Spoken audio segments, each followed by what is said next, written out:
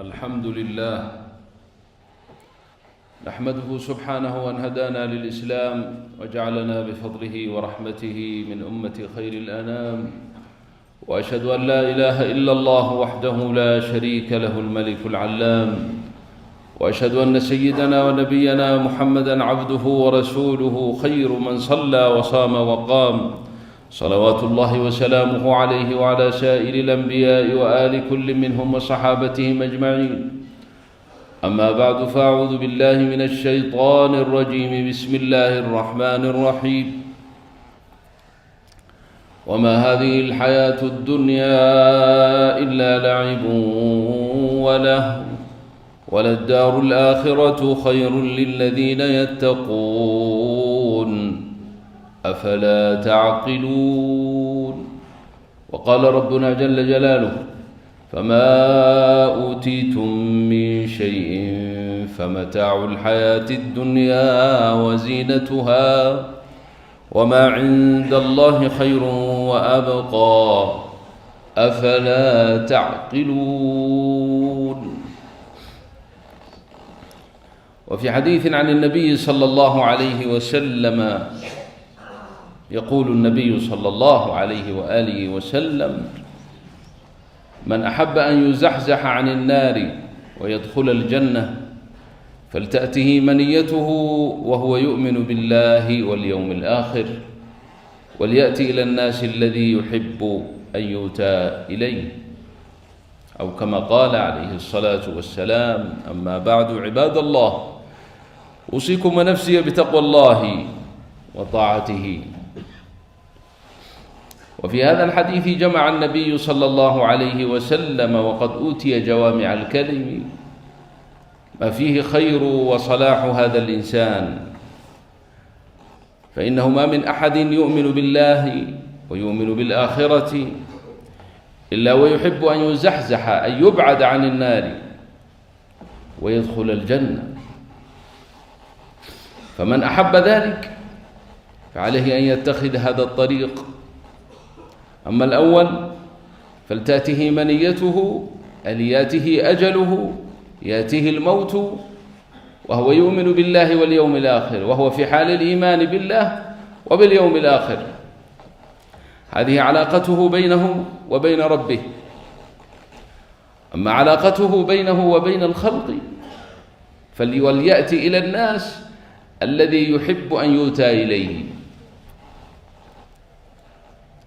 وبتلك الخصلتين، هاتين الخصلتين، ينجو العبد المؤمن من عذاب الله ويدخل الجنة. فأما الخصلة الأولى فهو الإيمان بالله والثبات على هذا الإيمان بالله واليوم الآخر، وأخذ الأسباب. الخواتيم بيد الله، ولكن أخذ الأسباب بأن يختم لك أيها الإنسان بالإيمان وبالإسلام وبالسعادة، كما قال ربنا جل جلاله: ولا تموتن إلا وأنتم مسلمون. الإيمان بالله على الوجه الأكمل الذي يريده الله، أن تؤمن بالله ربك الذي خلقك وما كنت شيئا، أوجدك من العدم، رباك من الصغر، كساك من العري، أطعمك من الجوع. خلقك الله من نطفة من ماء مهين، ثم كنت علقة، ثم مضغة، جنينا صغيرا في بطن أمك. لا يعلم بك أحد ممن انشغلت بهم الآن عن ربك. ما أحد كان يعلم بحالك إلا ربك الذي رباك وأحاطك بلطفه وإحسانه جل جلاله. نسيت ذلك فذكرك ربك رب العالمين: يا أيها الإنسان ما غرك بربك الكريم الذي خلقك فسواك فعدلك في أي صورة ما شاء ركبك. يا أيها الإنسان خطاب لك أيها الإنسان كائنا من كنت، بأي مستوى وبأي سن كنت، أنت أيها الرجل الكبير ذو المكانة والمهابة والأهل والأولاد والعيال تأمر وتنهى، قد مر بك ذلك الزمن وما كنت إلا نطفة، وما كنت إلا علقة، دما متجمدا عالقا في جدار رحم أمك، عرضا لأن تسقط بحركة من حركات أمك، لولا لطف ربك وإحسانه فحفظك وحولك إلى المضغة، ثم من المضغة إلى عظامك، نفس عظامك خلقها رب العالمين، وكسى العظم لحما وكسى اللحم جلدا، وشق سمعك وبصرك، ووهب لك الحياة، نفخ فيك الروح فحييت بقدرته، والحي يحتاج إلى طعام فما تركك إلى غيرك ولا وكلك إلى أحد، ربط بين سرتك وبين أمعاء أمك، فكنت تقتات قوتك من هناك بترتيب من ربك جل جلاله الذي هو يطعم ولا يطعم، أطعمك هناك حيث لا تصل إليك الأيادي ولا يعرفك أحد، ولا لأحد من الخلق له أمر في أمورك، فرباك رب العالمين حتى إذا اكتملت مدتك في بطن أمك أذن لك بالخروج إلى هذا العالم. نعم، أذن لك بالخروج إلى عالم فسيح وسعه لك، أذن لك أن تقدم إلى أرض بسطها لك بقدرته وجعلها واسعة بحلمه وإحسانه، وأقرها رب العالمين فمنعها من التزلزل والتمايل. إن الله يمسك السماوات والأرض أن تزولا ولئن زالتا إن أمسكهما من أحد من بعده. فقدمت إلى هذا الأرض بعد أن هيأها لك رب العالمين وجعل فيها أسباب معيشتك وقوتك. ولقد مكناكم في الأرض وجعلنا لكم فيها معايش قليلا ما تشكرون. خرجت من بطن أمك أضعف ما تكون من خلق الله، أجهل ما تكون من خلق الله، والله أخرجكم من بطون أمهاتكم لا تعلمون شيئا، لا علم لك البتة، فعلمك رب العالمين وجعل لك السمع والبصر والفؤاد. فكر أيها الإنسان، كم قيمة هذه النعم، كم قيمة سمعك وبصرك، وكم قيمة فؤادك وعقلك. سمعك وبصرك عين واحدة من عينيك تستبدل بها ملء الأرض ذهبا، ثم إن قلت نعم فيؤخذ منك العينين البصر تستبدل بها ملء الدنيا، لن تفعل أبدا. سمعك كم قيمته؟ سمعك وبصرك كامل، أذهب عنك العقل، فما الفرق بينك يا بشر أنت والبقر؟ بل البقر أهدى منك سبيلا، فكمل لك العقل وجعلك عاقلا. ومن عظيم نعم الله عليك أيها الإنسان، يا هذا الصنف من المخلوق من مخلوقات الله، أن جعلك ناطقا فنطقت، بينما البقر والغنم وغيرها منذ أن تولد إلى أن تنتهي لا تنطق بشيء، جعلك ناطقا. وما هذا النطق؟ أن تعبر ما في فؤادك وقلبك على لسانك، فتقول تعال وتقول اذهب، وهذا لا يفعله أحد سواك من المخلوقات التي فضلها رب العالمين عليك تفضيلا. ولقد كرمنا بني آدم وحملناهم في البر والبحر ورزقناهم من الطيبات وفضلناهم على كثير ممن خلقنا تفضيلا.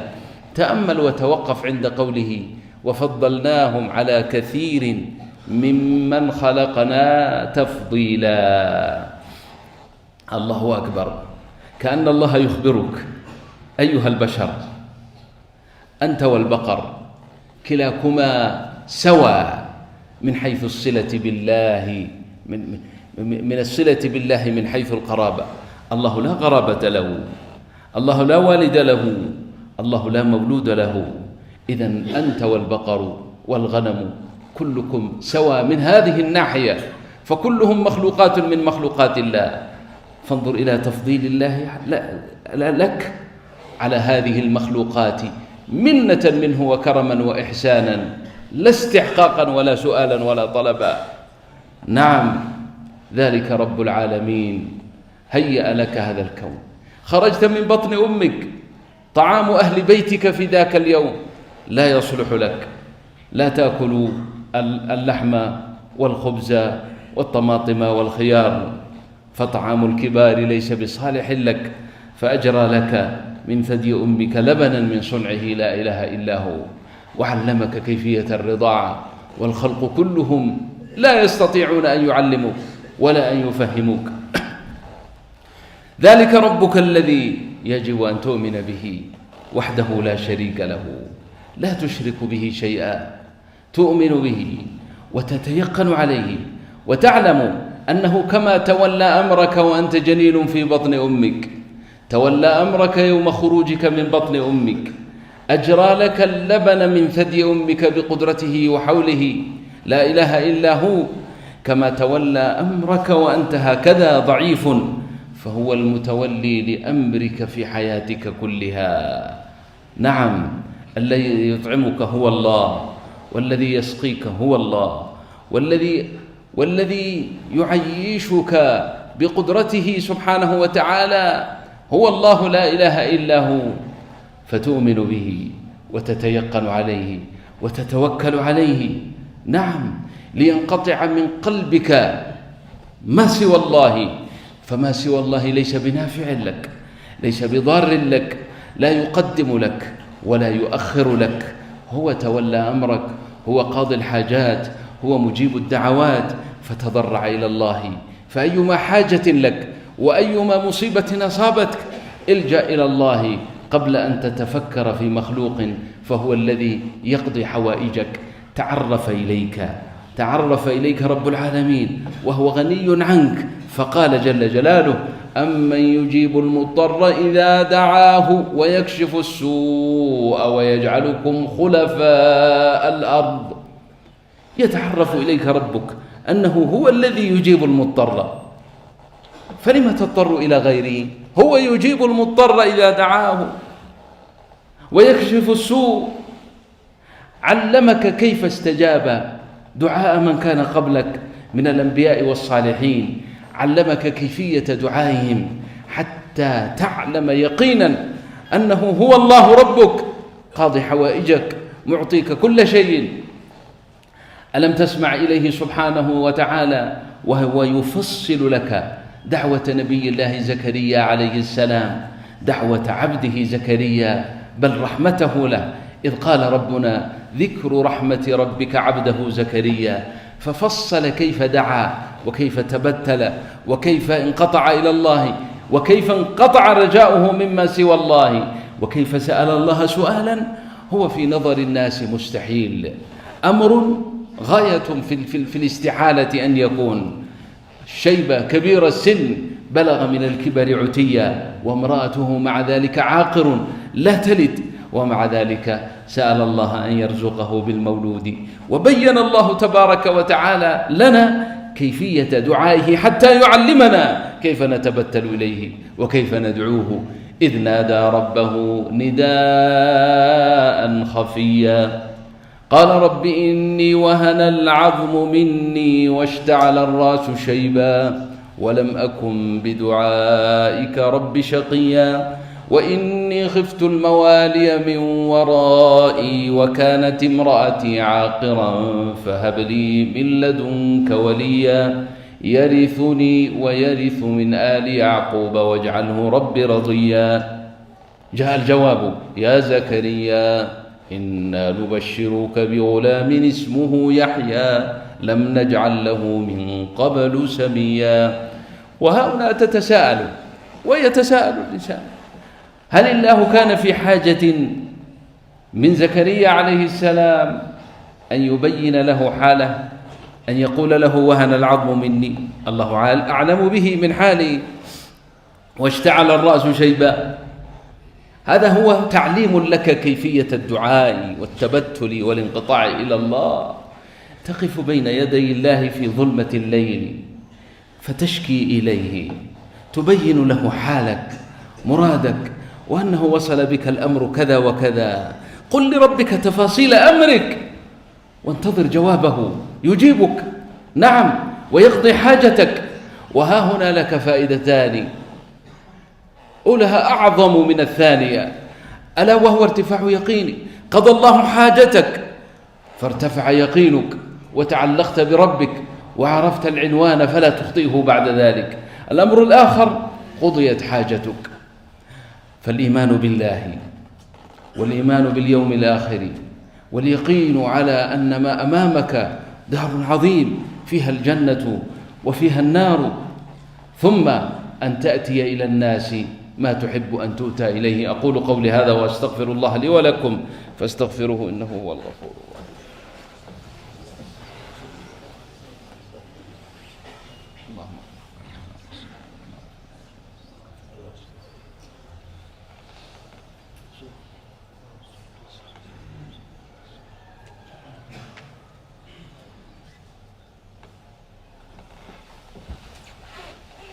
الحمد لله وكفى وسلام على عباده الذين اصطفى، وأشهد أن لا إله إلا الله وحده لا شريك له، وأشهد أن سيدنا ونبينا محمدا عبده ورسوله صلى الله عليه وعلى آله وأصحابه وبارك وسلم تسليما كثيرا. ثم أما بعد، عباد الله، أوصيكم ونفسي بتقوى الله وطاعته، وأعود فأقول وهذا هو الأهم: أيها المريض، شفاؤك بيد الله. الله لا يعجز عن شفاء مرضك، فاضرع إلى الله تعالى أن يكشف عنك البلاء، واعلم يقينا جازما أنه ليس بينك وبين قضاء حاجتك وهي شفاؤك من ربك إلا ضعف يقينك. أما والله لو قوي يقينك وتوكلت على ربك فالمرض كله عند الله سواء، لا فرق بينه، لا فرق عند الله بين مستصعب المرض وبين مستسهله، بين الزكام والسرطان مثلا. الله لا فرق عنده بين ذلك كله. يحيي ميتا فكيف لا يشفي مريضا، يحيي ميتا فكيف لا يشفي مريضا. الجأ إلى الله وتوكل عليه، خذ من الأسباب والتطبب ما شئت، لكن ليكن يقينك جازما أن الذي يشفيك هو الله، لا شفاء إلا شفاؤه. أيها المضطر بأي ضرورة من ضرورات حياتك، الجأ إلى الله. يا من حرم المولود، تعلم ما علمك الله من التضرع إلى الله عز وجل وسؤاله، ولا يستعصين عليك هذا الأمر، ولا تظنن أن الله عاجز عن أن يعطيك من خزائنه جل جلاله. وإن من شيء إلا عندنا خزائنه وما ننزله إلا بقدر معلوم. فاليقين على الله والثبات على ذلك هو السبب في أن يتوفاك الله مسلما وتلقى الله تعالى غدا مسلما فتسعد سعادة أبد الآبدين.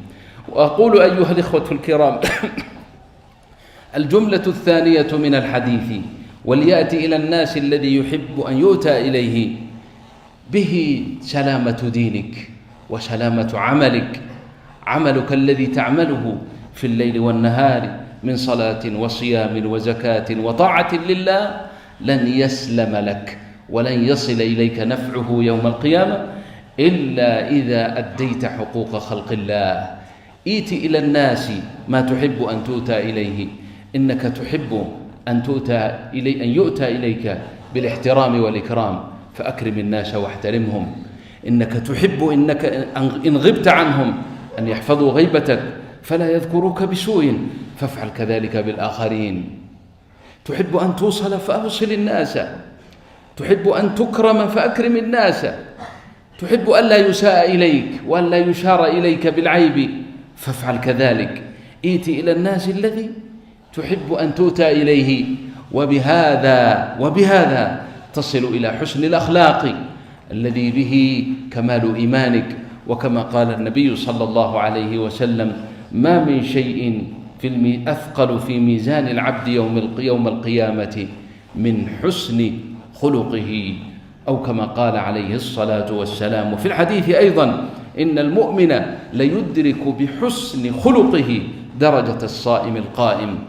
والكل يعلم حديث المفلس الذي أفلس من كل شيء، كان عنده جبال من الأعمال الصالحات من صلاة وصيام وقيام وحج وما إلى ذلك، وأتى يوم القيامة، ولكن بما أنه لم يؤتي إلى الناس الذي يحب أن يؤتى إليه، وبما أنه ظلم الناس حقوقهم، فسفك دم هذا وأكل مال هذا وضرب هذا وشتم هذا، فاصطف غرماؤه عند الله، فوزعت حسناته عليهم فلم يبق منها شيء، ثم أخذت من سيئاتهم فطرحت عليه ثم طرح في النار والعياذ بالله.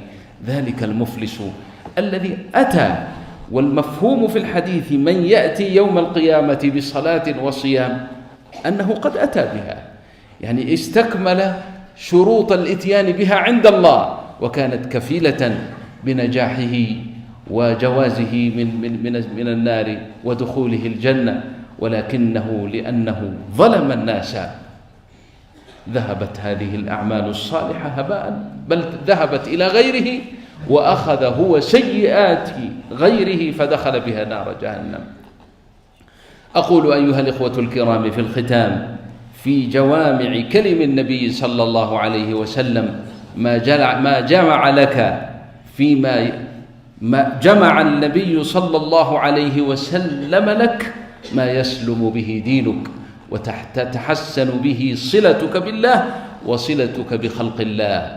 من أحب أن يزحزح عن النار ويدخل الجنة فلتأته منيته وهو يؤمن بالله واليوم الآخر، وليأتي إلى الناس الذي يحب أن يؤتى إليه. صلوا وسلموا على الرسول الكريم.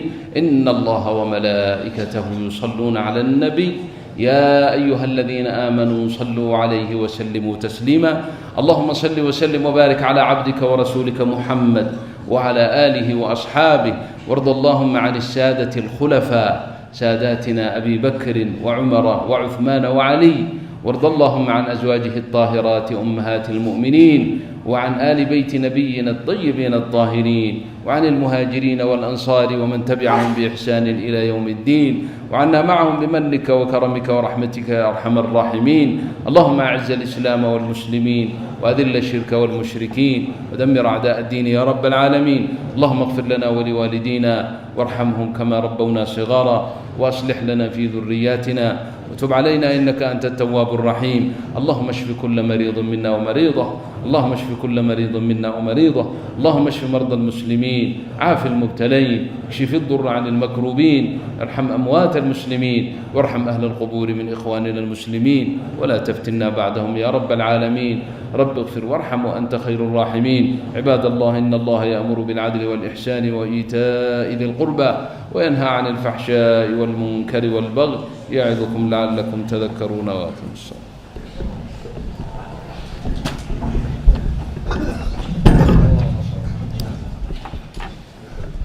الله أكبر الله أكبر، أشهد أن لا إله إلا الله، أشهد أن محمدا رسول الله. حي على الصلاة، حي على الفلاح، قد قامت الصلاة، قد قامت الصلاة. الله أكبر الله أكبر، لا إله إلا الله.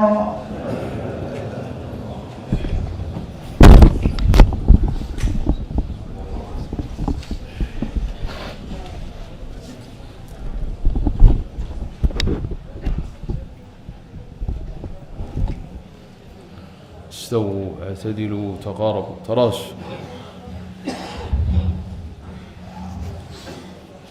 سووا صفوف رحمكم الله. الله أكبر.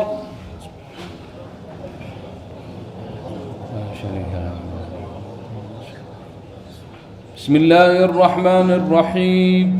الحمد لله.